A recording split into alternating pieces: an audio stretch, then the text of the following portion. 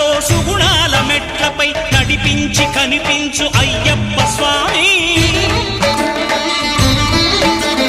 మకర సంక్రాంతి సజ్జోతివై అరుదెంచి మహిమలను చూపించు మణికంఠ స్వామి. కర్మబంధము బాపు ధర్మశాస్త్ర